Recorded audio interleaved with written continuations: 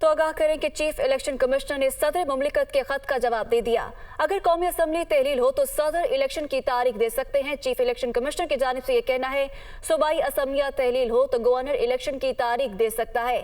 आइन election commission को election की तारीख देने की इजाजत नहीं देता। इसी हवाले से मजीद जानेंगे अदील वड़ाई से। अदील, खत का जवाब दे दिया गया है और ये कहा गया है कि अगर कौमी असम्बली तहलील हो तो सदर इलेक्शन की तारीख दे सकता है। इसका मतलब ये हुआ कि सदर के पास आईनी इख्तियार है। मजीद आगाह कीजिएगा। जी, सदर मुमलिकत की जानिब से जो खत लिखा गया था इलेक्शन कमीशन को और मबजूल कराई गई थी तवज्जो चीफ इलेक्शन कमिश्नर की और इलेक्शन कमीशन की के इंतखाबात की तारीख के हवाले से, इसमें सदर मुमलिकत को उस खत का जवाब चीफ इलेक्शन कमिश्नर ने अपने दस्तखतों के साथ दिया है और उन्होंने कहा है कि मैं आपकी तवज्जो इलेक्शन कमीशन की आईनी जिम्मेदारियों की जानिब मबजूल कराना चाहूंगा। और उन्होंने कहा कि इलेक्शन कमीशन बगैर किसी दबाव या खौफ के अपनी आईनी जिम्मेदारियां पूरी कर रहा है। चीफ इलेक्शन कमिश्नर की जानिब से ये कहा गया है कि 14 जनवरी को पंजाब असम्बली तहलील हुई और 18 जनवरी को खैबर पख्तूनख्वा असम्बली तहलील हुई और इलेक्शन कमीशन ने दोनों गवर्नर्स को खतूत लिखे और अगर कौमी असम्बली तहलील होती तो सदर इलेक्शन की तारीख देते, लेकिन जब गवर्नर सूबाई असम्बली तहलील करता है तो इलेक्शन की तारीख की जिम्मेदारी गवर्नर की होती है। फिर लाहौर हाई कोर्ट में भी मामला गया। लाहौर हाई कोर्ट का फैसला जो आया उसके बाद गवर्नर से मुशावरत हुई और गवर्नर ने, जो पंजाब के गवर्नर हैं, उन्होंने तारीख देने से माजरत कर ली।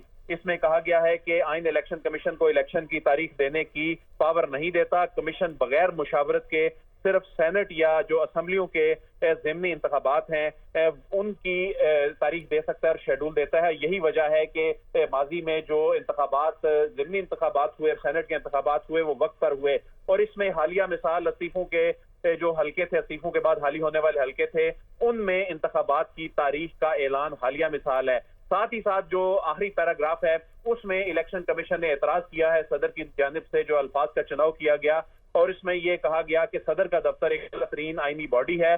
हमें यकीन है कि यह दफ्तर गैर जानिबदार होगा और हम तवक्को करते हैं कि दूसरे आईनी इदारों के लिए ये रहनुमाई का किरदार अदा करेगा और तवक्को करते हैं कि दूसरे आईनी इदारों के लिए ये दफ्तर यानी सदर का दफ्तर जो है ये अल्फाज का बेहतर चुनाव करेगा। तो इलेक्शन कमीशन ऑफ पाकिस्तान ने एक एतराज उठाया है सदर की जानिब से जो अल्फाज का चुनाव किया गया और उसमें उन्होंने कहा था कि मायूसी हुई इलेक्शन कमीशन के किरदार के हवाले से।